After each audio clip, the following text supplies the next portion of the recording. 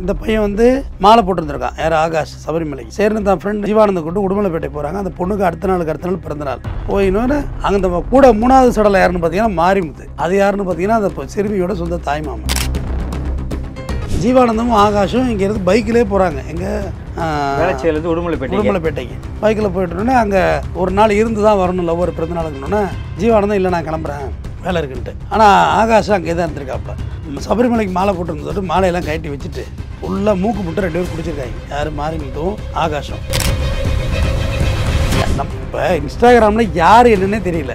இந்த பையன் தான் அவ்வளோ தூரம் தேடி போனான்ல, அது ஒரு ஃபேக் ஐடியா இருந்து ஒரு ஆம்பளை பசங்க 4-5 ரவுடி பசங்களை இருந்து அடித்து செல்லு பைக்குக்கெல்லாம் பிடிக்கிட்டு விரட்டி விட்டுருந்தா என்ன பண்ண முடியும்? இப்படி நம்பி போகிறது, இவ்வளோ தூரம் நம்பி போகிறது, என்ன அடிப்படையில் நம்பி போகிறது? இவங்க 2 பேரும் சேர்ந்து ரேப் பண்ணி கொண்டு இருந்தால் என்ன ஆயிருக்கு சொல்லுங்கள்? மாரிமுத்துவும் ஆகாஷும் போதையில் ரேப் பண்ணி கொலை பண்ணியிருந்தாங்கன்னா,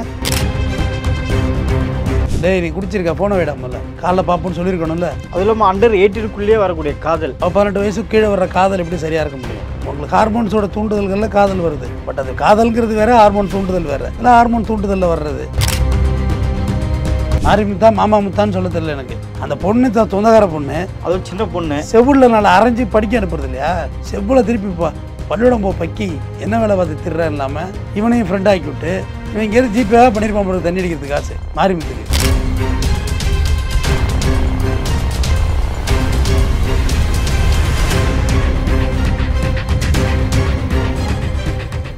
ரியல் ஒன் நேயர்களுக்கு வணக்கம். இன்றைய நேர்காணலுக்காக நம்முடன் இணைகிறார் குற்றவியல் வழக்கறிஞர் டாக்டர் ஆர்.எஸ். தமிழ்வந்தன் அவர்கள். வணக்கம் சார். உடுமலைப்பேட்டை பக்கத்தில் மீன் வளர்க்கக்கூடிய ஒரு குட்டையில் 3 சடலை வந்து மீட்கப்பட்டிருக்கு. ஒரு சடலம் வந்து 11ஆம் வகுப்பு படிக்கக்கூடிய ஒரு சிறுமியோட சடலம், 2 இளைஞருடைய சடலம். இந்த மரணத்துக்கு பின்னால் இருக்கக்கூடிய நிகழ்வு என்ன சார்? இல்லை, ஆக்சுவலாக அந்த சிறுமியை காணுன்னு வந்து கம்ப்ளைண்ட் கொடுத்துட்றாங்க. பொண்ணை காணா போச்சுன்னு போலீஸ் ஒரு பக்கம் தேடிட்டு இருக்காங்க. பட் கிடைக்கல. அப்போ தான் ஒரு குட்டையிலேருந்து வந்து 3 பாடி டீகம்போஸ் ஆகி மேலே வருது. டீகம்போஸ் ஆகி மேலே வந்து நல்லா உப்பி அடையாளமே தெரியல. மீன்லாம் கண்ணெலாம் தின்ட்டு போயிட்டு உருவமே இல்லை, செதைச்சிட்டு மீன்லாம். அது பக்கம் பாடியை பிரேத விசாரணைக்கு அனுப்பிச்சிட்டு உள்ளே இன்னும் வேறு என்ன இருக்குதுன்னு சொல்லி தீயணைப்புத்துறையினை வச்சு தேடுறாங்க.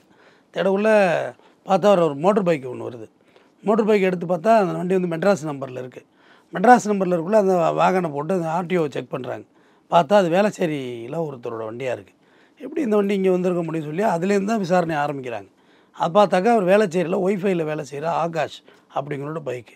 அவர் வந்து இன்ஸ்டாவில் இந்த பொண்ணோட லவ், இது வந்து சிறுமி 11 நடிகரப்படி சிறுமி சென்னை டு உடுமலைப்பேட்டைக்கு லவ் ஆகிடுது இன்ஸ்டாகிராமில்.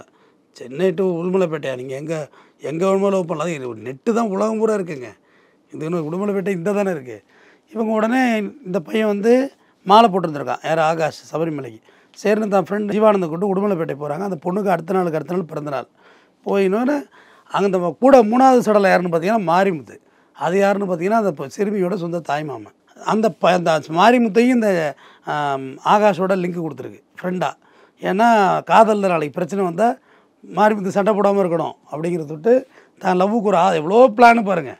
தன் லவ்வுக்கு வீட்டுக்குள்ளேருந்து ஒரு ஆதரவு வேணுங்கிறதுக்காக லிங்க் கொடுத்து வச்சுருந்துருக்கு. ஜீவானந்தமும் ஆகாஷும் இங்கேருந்து பைக்கிலே போகிறாங்க. எங்கே? வேளச்சேரியிலேருந்து உடுமலைப்பேட்டைக்கு பைக்கில் போய்ட்டுனோடனே அங்கே ஒரு நாள் இருந்து தான் வரணும் லவ்வர் பிறந்த நாளுக்குன்னொன்னே ஜீவானந்தம் இல்லை நான் கிளம்புறேன் வேலை இருக்குன்ட்டு. ஆனால் ஆகாஷம் அங்கே தான் இருந்திருக்காப்புல. சபரிமலைக்கு மாலை போட்டுருந்தோட்டு மாலையெல்லாம் கட்டி வச்சுட்டு ஃபுல்லாக மூக்கு முட்டை 2 பேர் குடிச்சிருக்காங்க. யார்? மாரிமுத்துவும் ஆகாஷம். குடித்தோடனே லவ்வருக்கு ஃபோனை போட்டாச்சு. ஃபோனை போட்டு வா உன்னை பார்க்கணும், பிறந்தநாள் பரிசு தர்றேன் அப்படின்னோடனே அந்த பொண்ணு மாமன் தானே இருக்கான் கூட. அந்த தைரியத்தில் சுமார் நைட்டு ஒரு 10 மணி வாக்கில் வந்திருக்கு இந்த பொண்ணு. வந்து இந்த குறிச்சிக்கோட்டை பக்கத்தில் மானப்பட்டி அந்த ரோட்டில் வந்துட்டு நின்று பேசிகிட்டு இருந்திருக்காங்க. தனிமையில் நின்று பேசிகிட்டு இருந்திருக்காங்க. அப்போது ஒரு ரோட்டில் லைட்டு வெளிச்சம் வந்திருக்கு. லைட்டு வெளிச்சதும் கிராமத்துக்காரவங்க வந்து யார் என்னென்னு மடக்கி கேட்பாங்கன்ட்டு பயந்துக்கிட்டு பைக் எடுத்து வேகமாக ஓட்டியிருக்காங்க. பைக்கை மூவ் பண்ணியிருக்காங்க. இப்போ யார் ஓட்டுறதுன்னே அதில் தெரியல. ஆனால் அந்த பொண்ணு நடுவில் உட்காந்துருந்ததாக முதல் கட்ட விசாரணையில் தெரியுது. பைக்கை வேகமாக ஓட்டணுன்னா அது போதை வேறு ஓவர் கண்ட்ரோல்லன்னு புது ஊர் வில்லேஜ் ரோடு தெரியல. நேராக ரோட்டோடு இருந்திருக்கு அந்த சமதள மீன் கூட்டை. நேராக உள்ளே பாஞ்சிட்டாங்க. உள்ளே பாஞ்சோன்னா அது நேராக பைக்கு போய் தரையில் குத்திட்டுருக்கு. குத்துன தொட்டு யாரும் வெளியாக முடியலை. இருட்டில் ஒன்றும் தெரிஞ்சு இருக்காது. பகலாக இருந்தோட கரை எங்கே இருக்குது ரோடு எங்கே இருக்குதுன்னு தெரியும். இருட்டில் என்ன தெரியும்? போதை வேறு மட்டும் மீறிய குடி. அதை விட்டு ஒருத்தர் ஒன்றும் வெளியில் வர முடியல. உள்ளே இறந்து 3 நாள் கழிச்சு டீகம்போஸ் ஆகி மேலே வந்த பிறகு தான் இந்த விஷயம்லாம் காவல்துறைக்கு தெரிஞ்சு விசாரணை நடைபெற்றுக்கிட்டு இருக்கு. நைட்டில் இந்த ஒரு பையனை நம்பி அந்த பொண்ணு வந்திருக்கு இல்லையா, இதை பற்றி என்ன நினைக்கிறீங்க சார்? நம்ம எத்தனையோ வீடியோக்கள் சொல்லியாச்சு, எத்தனையோ க்ரைம் பார்த்தாச்சு. யாரை நம்பி யாரும் வெளியில் வராதிங்க. நைட்டில் என்ன, பகல்லே ஒருத்தர் நம்பி எப்படி போகிறது? பொள்ளாச்சியில் கூட தான் எல்லாம் பகலில் தான் போனாங்க. கடைசியாக என்ன ஆச்சு ரிசல்ட்டு? இன்றைக்கி வரைக்கும் அந்த விஷயம் ஓடிக்கிட்டு தானே இருக்குது. இப்போ இன்ஸ்டாகிராமில் யார் என்னன்னே தெரியல. இப்போ இந்த பையன் தான் அவ்வளோ தூரம் தேடி போனான்ல, அது ஒரு ஃபேக் ஐடியா இருந்து ஒரு ஆம்பளை பசங்க 4-5 ரவுடி பசங்களை இருந்து அடித்து செல்லு பைக்குக்கெல்லாம் பிடிக்கிட்டு விரட்டி விட்டுருந்தா என்ன பண்ண முடியும்? எப்படி நம்பி போகிறது? இவ்வளோ தூரம் நம்பி போகிறது என்ன அடிப்படையில் நம்பி போகிறது? ஸோ அந்த பொண்ணு 10 மணிக்கு நம்பி வருது பாருங்க. குடி போதையில் பேசுகிறவங்க குரல் நல்லா தெரியும். எப்படி நம்பி வர்றது இந்த பசங்களை நம்பி? ஒரு 10 மணிக்கு வீட்டு விட்டு ஒரு பொண்ணு போகுதுன்னா அவங்க அப்பா அம்மா கூட எதுவும் கேட்டுருக்காங்க? தெரியாமல் தானே போயிருக்காங்க. 10 மணிக்கு தெரியாமல் போகிறது எப்படி? அவங்க தெரியாமல் தான் போயிருக்காங்க. அது தானே கம்ப்ளைண்ட் கொடுத்துருக்காங்க. பொண்ணை காணு தானே கம்ப்ளைண்ட் கொடுத்துருக்காங்க. தெரிஞ்சு வந்திருந்தா இன்னார பார்க்க தான் போணுச்சு. ஒரு வீட்டிலேருந்து ஒரு பொண்ணு போகுதுன்னு அப்பா அம்மாவுக்கு தெரியலன்னா இது யோசிக்கக்கூடிய ஒரு விஷயம் இல்லை சார். அது பொண்ணு நினச்சா தெரியாமல் வர்றது இல்லை, என்ன இருக்குது? இல்லைன்னா ஏமாற்றிட்டு வர்றது தானே. எதை வேணுமோ சொல்லிட்டு வர்றது தானே. குரூப் ஸ்டடி போயிருக்கலாம், கம்பெனி ஸ்டடி போயிருக்கலாம். எவ்வளோ ஏமாற்று வெளியில் வர்றதுக்கு ரீசன் நீங்கள் சொல்ல வரும். நைட்டு 10 மணிக்கு 10 மணிக்கு என் ஃப்ரெண்ட்ஸ் எல்லாம் சேர்ந்து பிறந்தநாள் பார்ட்டி கொண்டாடுறாங்க அப்படின்னு சொல்லிட்டு கூட வந்திருக்கலாம். வீட்டுக்கு வெளியே தெரியாமல் கூட வந்திருக்கலாம். ஏன்னா அவங்க கம்ப்ளைண்ட் கொடுத்து வச்சு பாருங்கள். கம்ப்ளைண்ட்டில் வந்து இன்னார பார்க்க போகணும்னு சொன்னால் அதிலே கம்ப்ளைண்ட் சொல்லியிருப்பாங்க. ஒரு ஆகாஷை பார்க்க போணுச்சு, இல்லை எங்கள் மச்சினை மாரிமுத்தோடு தான் போச்சுன்னு கம்ப்ளைண்ட் கொடுத்துருப்பாங்க. பட் அந்த மாதிரி எந்த கம்ப்ளைண்ட்டும் இல்லை. பொண்ணைக்காரன்னு தான் கம்ப்ளைண்ட் கொடுத்துருக்காங்க. ஸோ அதனால் சொல்லிட்டு தெரிஞ்சிறதுக்கு வாய்ப்பு இல்லை. ரெண்டாவது என்ன தைரியத்தில் வருதுங்கன்னு தெரியல இந்த பொண்ணுங்களாம். இவங்க 2 பேரும் சேர்ந்து ரேப் பண்ணி கொண்டு தான் என்ன ஆயிருக்கு சொல்லுங்கள். மாரிமுத்துவும் ஆகாஷும் போதையில் ரேப் பண்ணி கொலை பண்ணியிருந்தாங்கன்னா உயிர் என்னத்துக்கு ஆகுறது? இப்போ பைக் ஆக்சிடென்ட் நல்லா தெரியுது. இதில் ஒன்றும் வேறு ஒன்றும் ட்விஸ்ட்டுக்கோ வேறு எதுக்குமே வேலை கிடையாது. Pure accident. இது இல்லாமல் வேறு மாதிரி சூழ்நிலை அமைஞ்சிருந்தா, இல்லை வேறு இளைஞர்கள் இவங்க 2 பேரை விடுங்க, லோக்கலில் ஒரு 4-5 பேர் சேர்ந்து பண்ணியிருந்தால் என்ன பண்ண முடியும்? 10-11 மணிக்கு நீங்கள் ஒரு காட்டுப்பகுதிக்கு நீங்கள் வர தயாராகிட்டிங்கன்னா உங்களை அங்கே உள்ளவங்க யார் என்ன செஞ்சாலும் என்ன செய்ய முடியும்? ஹெல்ப்புக்கு யார் இருக்கா? யாருமே இல்லை. என்ன தைரியத்தில் இதெல்லாம் வர்றாங்கன்னு தெரியலையே. இன்ஸ்டாகிராம்லாம் ஒரு அதிநவீன மனிதனுடைய கண்டுபிடிப்புகளில் எல்லாத்துலேயும் பிரச்சனை இருக்குங்க. இன்ஸ்டாகிராம்னு லவ். இந்த பார்த்தீங்கன்னா டைலர் அக்கா, பலூன் அக்கா, டைலர் அக்கான்னு எல்லாம் அக்காங்கிற பேரில் 10 ஐடியில் பிரச்சனை ஓடிட்டுருக்கு. விசாரணை போயிட்டுருக்கு. பல கோடி அதில் அமௌண்ட் வேறு போட்டிருக்காங்க. ஸோ இது எப்படி இதெல்லாம் காசாக்குறாங்கன்னே தெரியலையே. லவ் ஒரு பக்கம், காசு ஒரு பக்கம், கலாச்சார சீர்கேடு ஒரு பக்கம். நம்ம டிக்டாக்னு ஒன்று இருந்துச்சு, அது இதே தான் வேலையை பார்த்துச்சு. லவ் பல பேரை ஹீரோவெல்லாம் ஆக்கி வச்சுருக்கு டிக்டாக்கு, பல பேர் ஜீரோ ஆக்கி வச்சுருக்கு வாழ்க்கையில். இன்ஸ்டாகிராமும் அதேமாரி தான். பல பேர் நல்ல விஷயங்களை தன்னோட ப்ரமோஷனுக்கு அதை பயன்படுத்துகிறாங்க. பல பேர் இந்த மாதிரி லவ் இந்த சூழ்நிலையை பயன்படுத்தி உயிரே போயிட்டு இப்போ 3 பேர் உயிராக போயிட்டு காதல் பரிசு தரேன்னு கூப்பிட்டான் அந்த பையன். படுத்தா காதல் பரிசு இந்த பையனோட உயிராகவே போயிட்டு அந்த விஷயத்தில். இன்ஸ்டா மூலியமாக அந்த வளரக்கூடிய அந்த காதல், இதை பற்றி ஒரு வழக்கறிஞராக அவங்களுடைய கருத்து என்ன சார்? காதல்ங்கிறது ரொம்ப புனிதமானது தான். தொட்டு மனிதன் தோன்றிய காலத்துலேருந்தே காதலும் இருக்குது. பாம்பு லவ் பண்ணுது, பூச்சி லவ் பண்ணுது, புழு லவ் பண்ணுது, பல்லி லவ் பண்ணுது. மனுஷன் மட்டும் லவ் பண்ணக்கூடாதுன்னு லவ் பண்ணலாம். பட் அதை லவ் பண்ணுறதுக்கான மெச்சூர்டான விஷயங்கள் நம்மள்ட்ட இருக்கான்னு பார்க்கணும். பாம்பு, பூச்சி, பல்லிக்கெல்லாம் பணம் தேவையில்லை, வீடு தேவையில்லை. அது இயற்கையில் மரமட்டையில் வாழ்ந்துக்கும். நமக்கு வீடு வேணும், கல்வி வேணும், பொருளாதாரம் வேணும். இவ்வளோ விஷயங்கள் இருக்குது. 17 வயசு பொண்ணு காதலிச்சு கல்யாணம் பண்ணி என்ன ஆகுது சொல்லுங்கள்? என்ன வருமானம் இருக்குது? பேக்கப்புக்கு என்ன இருக்குது நம்மள்ட்ட? இங்கே வேணால் இந்த செல்ஃபோனில் வேணால் பேசிக்கலாம், மனுஷன்தான் முக்கியம், பணம்லாம் முக்கியம் இல்லைன்னு. பணம் இல்லைன்னா இங்கே ஒன்றுமே இல்லை, வாழவே முடியாது. ஒரே வருஷத்தில் டைவர்ஸ் தான் பண்ணலாம். இன்ஸ்டாகிராம்லாம் வந்து ஃபோக்கஸுங்க. அவங்க போடுற சட்டையே அவங்க சட்டை இல்லைன்னு சொல்கிறாங்க. ட்ரையல் ரூமில் எடுத்து போட்டு வீடியோ எடுத்து போட்டுக்கிட்டு இருக்காங்க. உண்மைதாங்க. பெரிய மாலுக்கு மேக்ஸ் இந்த மாதிரி போகிறது, ட்ரையல் ரூமில் எடுத்து உள்ளேயே ஒரு 4-5 வீடியோ எடுத்துட வேண்டியது. எடுத்துகிட்டு நல்லா இல்லைன்னு கைட்டி போட்டு வந்து அதை ப்ரொமோஷன் பண்ணுறது. டிஷர்ட்டை பார்த்து காஸ்ட்லியான டிஷர்ட்டாக போட்டிருக்கா அப்படின்னு சொல்லி நம்புகிற மாதிரி இருக்குது. மற்றபடி ரியாலிட்டி அது கிடையாது. ஒரு ஷோரூமில் போய் பைக்கில் உட்காந்து அதில் ஒரு வீடியோ எடுத்துக்க வேண்டியது, அந்த பைக் எடுத்து ரீல்ஸில் ஏற்ற வேண்டியது. இதெல்லாம் ஒரு போலியான வாழ்க்கை.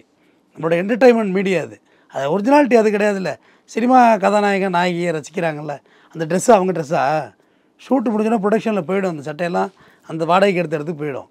போட்டிருக்க ஜொல்லெல்லாம் ஜொல்லா எல்லாம் கில்ட்டு தானே. அதை எப்படி நம்ம நேசிக்கிற மாதிரி தான் இன்ஸ்டாகிராம் ஆகிப்போச்சு. சினிமா பின்னாடியே தெரிஞ்சோம், இப்போ செல்ஃபோன் முன்னாடியே தெரிய வேண்டியதுதான். சினிமா நம்ம பின்னாடியே தெரிஞ்சிட்டு கிடக்கு. செல்ஃபோன் வழியாக வந்து பாருன்னு சினிமா பார்க்க ஆள் இல்லை தேட்டரில் போய். இன்ஸ்டாகிராம் இந்த மாதிரி ஸ்னாப்சாட் எவ்வளோ ஐடியாஸ் இருக்குது உங்களுக்கு தெரியும். எவ்வளோ சாஃப்ட்வேர் இருக்குது, எவ்வளோ டவுன்லோட் பண்ணி வச்சு அதை பண்ணிட்டு திடுறாங்க. அதாவது காதலிக்க வேண்டாம்னு நீங்கள் சொல்லலை, காதலுக்கு மறுப்பாகவும் நான் சொல்லலை. ஆனால் நீங்கள் பாதுகாப்பான முறையில் இருக்கணும்ல. யார் என்னன்னு தெரியாமல் போய் காதலிச்சு தான் பொள்ளாச்சியில் இவ்வளோ பெரிய இஷ்யூ ஏற்பட்டுச்சு. காசி, கன்னியாகுமரி காசி யார் என்னன்னு தெரியாமல் எவ்வளோ பேரை மிரட்டி பணம் வாங்கி தண்டனையும் ஆகிட்டான் காசி. அவன் வாழ்க்கையும் போச்சுன்னு வச்சுக்கோங்க. எவ்வளோ பேரை ஏமாற்றிருக்கான் பாருங்கள். அதனால் உங்கள் நம்பகத்தகுந்தமான காதலாக இருக்கணும், அதில் ஒரு உரித்து இருக்கணும். நைட்டு 10 மணிக்கு ஒருத்தவங்களை கூப்பிட்றான்னா நீங்கள் என்ன தைரியத்தில் போவீங்க? டேய் நீ குடிச்சிருக்க ஃபோனை விடாமல்ல, காலைல பார்ப்போன்னு சொல்லியிருக்கணும்ல.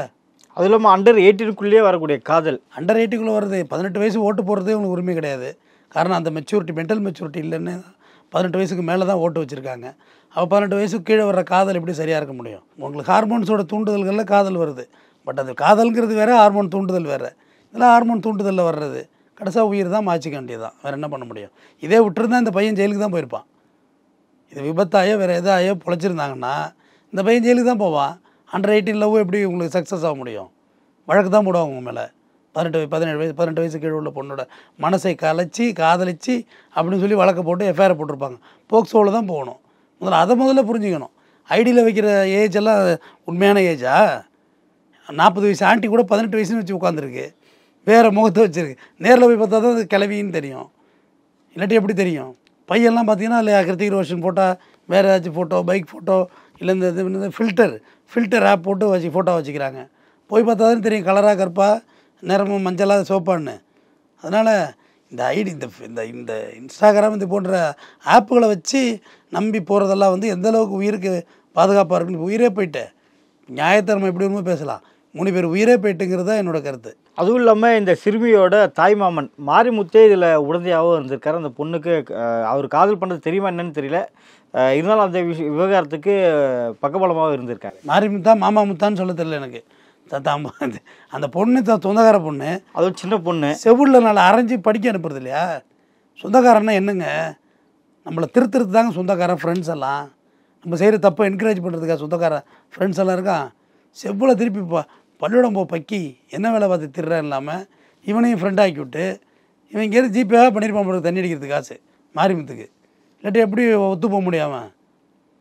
அவனாவது கொஞ்சம் ஸ்டடியாக இருந்தால் கூட இப்போ உயிர் போயிருந்துருக்காது. இத்தனை மணிக்கு மேலே கூப்பிட்றது தப்பு தான், சொந்தக்கார பொண்ணை கூப்பிட்றது தப்பு அப்படின்ற ஒரு ஐடியா இருந்திருக்கணும். பட் மாரிமுத்துக்கும் அந்த பொண்ணுக்கு என்ன ரிலேஷன்ஷிப் இருந்ததுங்கிறதையும் காவல்துறை தான் விசாரித்து முடிவெடுக்கணும். நடப்பு நிகழ்வுகள் குறித்து பல்வேறு கருத்துக்களை இப்போ மிக்க நன்றி சார். நன்றி.